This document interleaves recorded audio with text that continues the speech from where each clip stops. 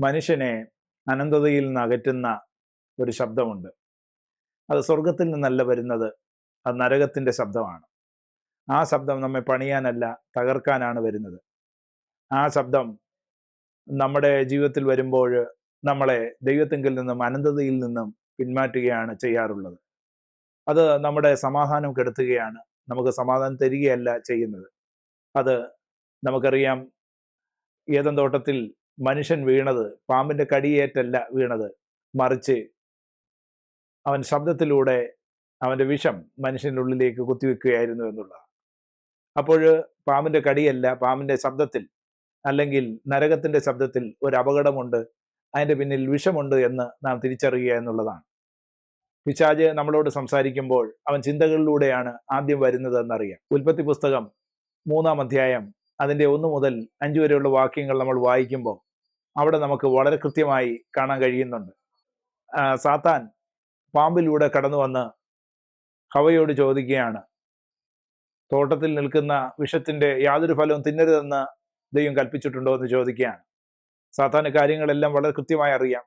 എങ്കിലും ഒന്നും അറിയാത്തതുപോലെ ആ ശബ്ദത്തിലൂടെ ഒരു വിഷം കടത്തിവിടുകയാണ് ചെയ്യുന്നത്. ദൈവം അങ്ങനെ കൽപ്പിച്ചിട്ടുണ്ടോ? എന്നാൽ അതിന് മറുപടിയായി അവിടെ ഹവ്വ പറയുന്നു, ഈ തോട്ടത്തിന്റെ നടുവിൽ നിൽക്കുന്ന വൃക്ഷത്തിന്റെ ഫലം തിന്നരുത്, തിന്നുന്ന നാളിൽ നീ മരിക്കും എന്ന് പറയുന്നത് നമുക്കറിയാം. എങ്കിലും സാത്താൻ അവിടെ വെച്ച് സാത്താന്റെ വിഷം അവിടെ പിന്നെ കുത്തിവെക്കുകയാണ്.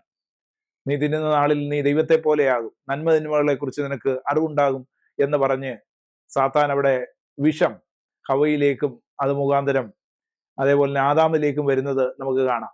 സാത്താൻ എപ്പോഴും നുണകളാണ് സംസാരിക്കുന്നത്.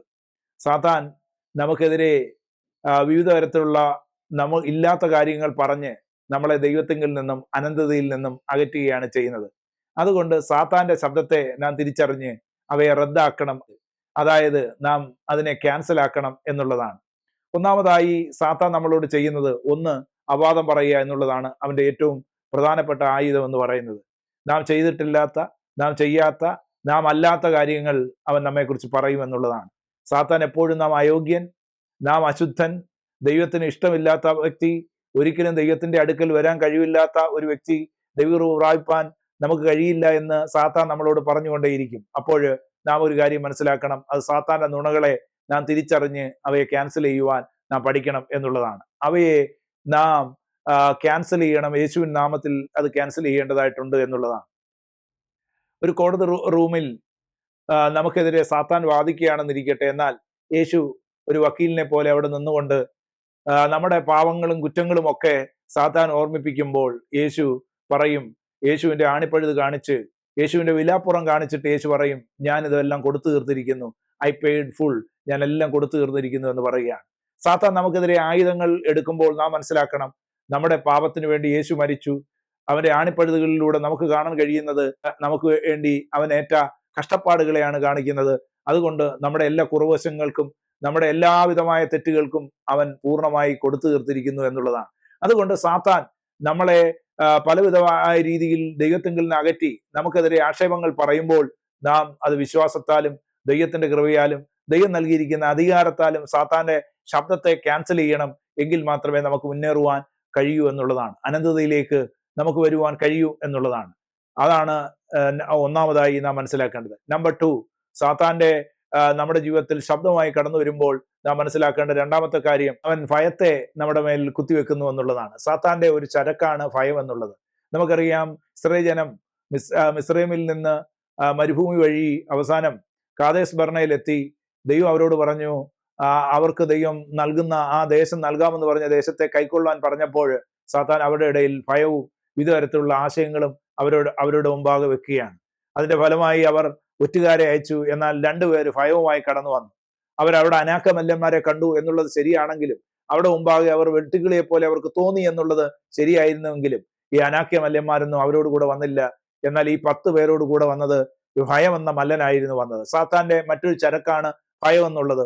ഒരു വശത്ത് അവൻ നമുക്കെതിരെ ആക്ഷേപം പറയുകയും ചെയ്യുമ്പോൾ മറ്റൊരു വശത്ത് അവൻ നമ്മുടെ ഉള്ളത്തിൽ ഭയം നൽകുക എന്നുള്ളതാണ്. ഇന്ന് എന്നെ കേൾക്കുന്ന പ്രിയരെ, സാത്താൻ നമ്മളെ ഭയപ്പെടുമ്പോൾ നിന്റെ ഭാവി അനുഗ്രഹിക്കപ്പെടുകയില്ല, നീ തകർന്നു പോകും, ഈ രോഗം നിനക്ക് സൗഖ്യമാകത്തില്ല, നിന്റെ ഈ കടഭാരം മാറത്തില്ല, നിന്റെ കുഞ്ഞുങ്ങൾ അനുഗ്രഹം പ്രാപിക്കുകയില്ല. ഇങ്ങനെ പലതരത്തിൽ പിശാച് നമ്മുടെ ഉള്ളത്തിലേക്ക് വിവിധ ആശയങ്ങൾ ഇട്ടുകൊണ്ട് നമ്മളെ ഭയപ്പെടുത്തുമ്പോൾ നമുക്ക് അവയെ ക്യാൻസൽ ചെയ്യാൻ കഴിയണം. രണ്ടാമതായി പിശാചിന്റെ ഭയത്തെ നാം ക്യാൻസൽ ചെയ്യണം എന്നുള്ളതാണ്. മൂന്നാമതായി പിശാചിന്റെ മൂന്നാമത്തെ ചരക്ക് എന്നുള്ളത് അവൻ നമ്മളെ നിന്ദിക്കുക എന്നുള്ളതാണ്. നമ്മളെ ലജ്ജ കൊണ്ട് നമ്മുടെ തല മൂടുവാൻ, നമ്മുടെ മുഖം മൂടത്തക്ക നിലയിൽ അവൻ പ്രവർത്തിക്കുക എന്നുള്ളതാണ്. എന്നാൽ ആ വശങ്ങളെ നാം തിരിച്ച് അറിയുക എന്നുള്ളതാണ്. നമുക്കറിയാം, റാഹാബ് എന്ന വേശ്യ അവളുടെ പൂർവ്വകാലം നോക്കുമ്പോൾ വളരെ മോശമായിട്ടുള്ള ഒരു ജീവിതമായിരുന്നു. നമുക്കറിയാം, റാഹാബിനെ കുറിച്ച് വായിക്കുന്നത് റാഹാബ് മതിലിന്റെ മുകളിൽ, എരിഹോവിന്റെ മതിലിന്റെ മുകളിൽ പാർത്തിരുന്നു എന്നുള്ളതാണ്.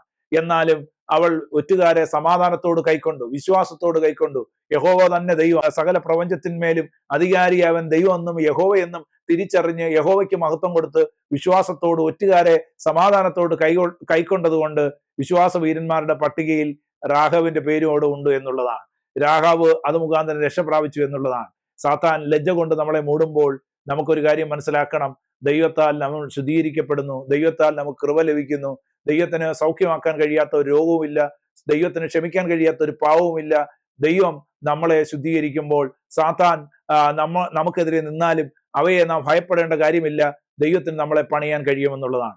യേശുവിന്റെ വംശാവലിയിൽ രാഹാബ് എത്തിച്ചേർന്നെങ്കിൽ നമുക്കും നമ്മുടെ ജീവിതത്തിലെ കഴിഞ്ഞ നാളുകളിൽ നാം എങ്ങനെ ജീവിച്ചു എന്നുള്ളതല്ല, കർത്താവിൽ വരുമ്പോൾ നമുക്ക് അവൻ ശുദ്ധീകരണം നൽകുന്നു, അവൻ നമ്മുടെ പാവങ്ങളെ ക്ഷമിക്കുന്നു, പുതിയൊരു ജീവിതത്തിലേക്ക് നമ്മളെ ദൈവം കൊണ്ടുവരുന്നു എന്നുള്ളതാണ്. പത്രോസിന്റെ ജീവിതത്തെ പണിഞ്ഞ അതേ ദൈവം, റാഹാബിന്റെ ജീവിതത്തെ പണിഞ്ഞ അതേ ദൈവം, അനവധി പേരുടെ ജീവിതത്തെ പണിഞ്ഞ അതേ ദൈവം നമ്മുടെ ജീവിതത്തെയും പണിയും. അതുകൊണ്ട് സാത്താൻ നമ്മളെ ലജ്ജ കൊണ്ട് മൂടുമ്പോൾ, അവൻ നമുക്കെതിരെ അപവാദം പറയുമ്പോൾ അവയെ നാം ക്യാൻസൽ ചെയ്യുക. അവൻ കൊണ്ടുവരുന്ന ഭയത്തെ നാം ക്യാൻസൽ ചെയ്യുക. സാത്താന്റെ ശബ്ദത്തിൽ ഒരു വിഷമുണ്ട്, അവൻ എപ്പോഴും വിഷം ചീറ്റിക്കൊണ്ടിരിക്കുക.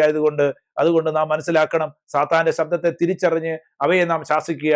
അങ്ങനെയെങ്കിൽ ദൈവത്തിന്റെ വഴിയിലേക്ക് നമുക്ക് നടക്കാൻ കഴിയും. അതുകൊണ്ട് ദൈവം നമ്മളെ ഈ വചനങ്ങളാൽ അനുഗ്രഹിക്കട്ടെ എന്ന് പറഞ്ഞുകൊണ്ട് എൻ്റെ വാക്കുകളെ ഞാൻ ഇവിടെ ചുരുക്കുന്നു. ദൈവം എല്ലാവരെയും അനുഗ്രഹിക്കട്ടെ.